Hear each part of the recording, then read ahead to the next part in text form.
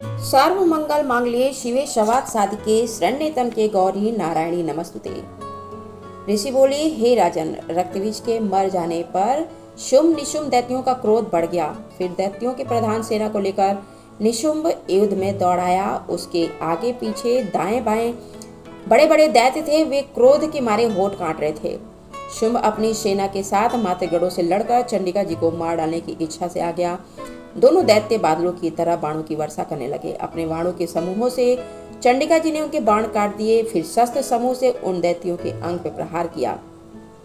निशुंभ ने तीखी तलवार तथा चमचमाती ढाल उठा ली। देवी जी के पराक्रमी वाहन सिंह के सिर पर प्रहार किया।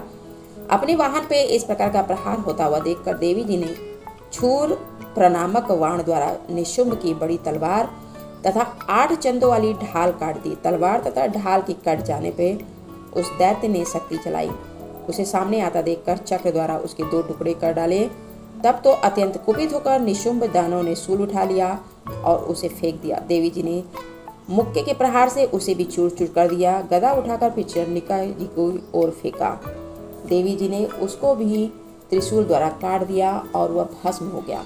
उसके अनंतर दैत्यराज को फरसा उठाए आता देखकर वाण समूहों से प्रहार कर उसे पृथ्वी पर गिरा दिया। उस भयानक पराक्रमी भाई निशुंभ के इस प्रकार धराशायी होने पे शुंभ क्रोध से भर गया और अंबिका जी को मारने के लिए सामने आया। वह रथ पर बैठा हुआ था। उसकी बड़ी बड़ी 2 अनुपम 8 भुजाएं थी। उसे भयंकर शस्त्र शोभायमान हो रहे थे। उन भुजाओं से सारे आकाश को ढांप कर वह शोभित हो रहा था। उसे इस प्रकार आता देखकर देवी जी ने शंख बजाया और धनुष की अत्यंत दुस्सह टंकार की। समस्त दैत्यों के तेज का वध करने वाले घंटे का शब्द करके उसे दिशाओं को भर दिया। तब सिंह ने बड़े बड़े हाथियों के महामत को दूर करने वाली बड़ी भारी गर्जना लगाई। उसके द्वारा आकाश, पृथ्वी एवं 10 दिशाएं गूंज उठी। तब काली जी ने आकाश में उड़कर पृथ्वी पे दोनों हाथों से ताड़ना की कि उस शब्द से पहले के सभी शब्द मंद पड़ गए। तब शिवदूती ने अमंगल रूप अत्यंत अट्टहास किया। उन शब्दों से दैत्य डर गए। शुंभ के क्रोध का पारा चढ़ गया। फिर जबकि अंबिका ने कहा कि दुरात्मा ठहर है, तब आकाश में स्थित देवता जय जयकार करने लगे। शुंभ ने पहुंचकर आग बरसाती हुई भयानक शक्ति चलाई। अग्नि के पहाड़ की तरह आती हुई शक्ति देखकर देवी जी ने अग्नि की भारी उल्का को उसे हटा दिया। शुंभ ने फिर सिंहनाद किया।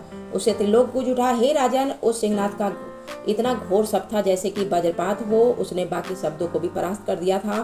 तब शुंभ द्वारा छोड़े हुए बाणों को देवी जी ने तथा देवी द्वारा चलाए गए बाणों को शुंभ ने अपने अपने उग्र बाणों द्वारा सैकड़ों हजारों टुकड़े कर दिए। तब चंडिका जी ने कुपित होकर शुंभ को शूल से मारा। उसके लगते ही वह मूर्छित होकर पृथ्वी पर गिर पड़ा। इतने में निशुंभ चैतन्य होकर वहां पहुंच गया। हाथ में धनुष बाणों से काली तथा सिंह पे प्रहार कर दिया। उस दानवराज ने अपनी 10,000 भुजाएं बना ली। फिर चक्रों का प्रहार करने लगा।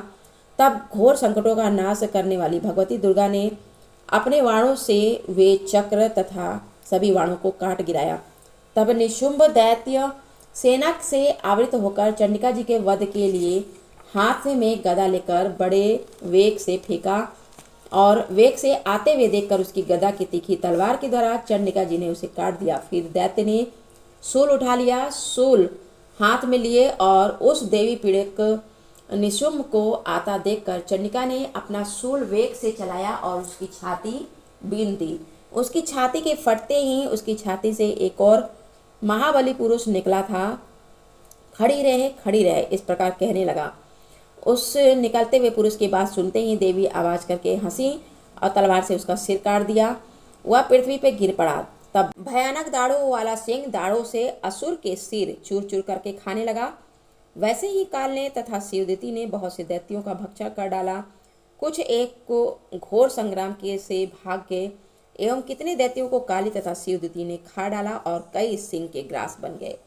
ऋषि बोले, प्राणप्रिय भाई निशुंभ की मृत्यु देखकर इस प्रकार सेना को भी मरता हुआ देखकर शुंभ कहने लगा, अरे दुष्ट दुर्गा, बल के घमंड से गर्व मत कर। अरे अभिमानी, तू तो अन्य स्त्रियों के बल के सहारे लड़ रही है।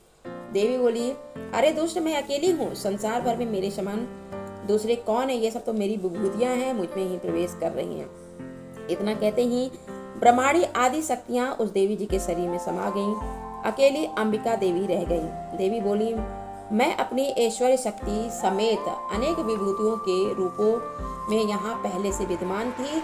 अब मैंने अपने सभी रूप समेट लिए हैं। अब तो मैं अकेली खड़ी हूँ, तू भी स्थिर हो जा। ऋषि बोले, जब सभी देवता तथा दैत्यों के देखते देखते देवी और निशुंभ इन दोनों में युद्ध छिड़ गया। तीखे बाणों की वर्षा तथा भयंकर अस्त्र शस्त्रों से उन दोनों का युद्ध सभी लोगों के लिए भयंकर प्रतीत होने लगा। जितने की अंबिका दिव्य से दिव्य अस्त्र छोड़ती जाती, दैतेंद्र उन्हें निवार करके अस्त्रों द्वारा तोड़ता जाता। इसी प्रकार परमेश्वरी अंबिका जी ने भी खेल खेल में हुंकार आदि शब्दों द्वारा दैत्य के छोड़े हुए दिव्य अस्त्रों को तोड़ती गई। तदंतर असुर ने सैकड़ों बाणों से देवी जी को आच्छादित कर दिया। तब देवी जी ने कुपित होकर बाणों द्वारा उसका धनुष काट डाला। धनुष के टूट जाने पर दैतेंद्र ने हाथ में शक्ति उठा ली और अभी शक्ति उसके हाथ में ही थी कि देवी जी ने चक्र द्वारा उसकी शक्ति काट डाली। तब दैत्यराज ने तलवार तथा 100 चंद्रमा वाली चमचमाती ढाल लेकर देवी जी पे भागते हुए उसकी तलवार तथा सूर्य जैसी चमचमाती ढाल ले अपने धनुष से छोड़े हुए तीखे बाणों से उसे तुरंत काट दिया। रथ के घोड़े सारथी को भी मार दिया। धनुष तो पहले से ही कट चुका था। तब तो भयानक मुगदर लेकर अंबिका जी को मारने के लिए दैत्य उद्यत हो गया। आते ही उसके मुगदर को भी तीखे तीरों से काट दिया। फिर भी वह दैत्य मुक्का तान कर बड़े वेग से दौड़ा। जाते ही उस दैत्येश्वर ने भी देवी जी के हृदय पर मुक्का मार दिया। देवी जी ने भी उसकी छाती पर एक चपेट जमा दी। देवी जी की उस चपेट के लगते ही वह दैत्यराज पृथ्वी पे गिर गया। गिरकर भी वह सहसा उसी प्रकार उठ खड़ा हुआ। तब उछलकर देवी जी को उठाकर आकाश में स्थित हो गया। वहां से निराधार होकर वह चंडिका देवी जी के साथ युद्ध करने लगा। आकाश में उस समय दैत्य तथा चंडिका का आपस में घोर संग्राम हो रहा था। वह पहल सिंह मुनियों को विस्मय कारक था। जब अंबिका जी ने उसके साथ देर तक युद्ध करते करते दैत्य को उठा लिया और उसे पृथ्वी पे पटक दिया। देवी जी द्वारा पटका हुआ वह पृथ्वी पे आके खड़ा हो गया। मुक्का तान कर वह दुष्ट देवी को मारने की इच्छा से बड़े वेग से दौड़ा। तब वह दैत्यराज को आता हुआ देखकर देवी जी ने उसकी छाती में त्रिशूल ठोंक दिया और पृथ्वी पर उसको गिरा दिया। देवी जी के शूल से छत विच्छत होकर पृथ्वी पे पड़ते ही उसके प्राण निकल गए। उसका गिरना भी समुद्र, द्वीप और पर्वतों के साथ सारी पृथ्वी को हिला देने वाला था। उस दुरात्म के मरते ही सारा जगत स्वस्थ और प्रसन्न हो गया। आकाश भी बहुत ही साफ दिखाई देने लगा। पहले जो उपद्रवी मेघ उठ रहे थे, तब उल्कापात हो रहे थे, वे सभी शांत हो गए और दैत्य के मारे जाने पे नदियां भी अपने अपने मार्ग पे चलने लगी। उसकी अकाल मृत्यु होते हुए भी सभी देवताओं के मन प्रसन्न हो गए। गंधर्व मनोहर गायन करने लगे। दूसरे बाजे बजाते अप्सराएं नाचने लगी। वायु पवित्र होकर चलने लगे। सूर्य उज्जवल होकर चलने लगा। अग्निशाला की बुझी हुई आग उस अपने आप ही प्रज्वलित हो उठी और सभी दिशाओं की भयंकर आवाजें शांत हो गईं।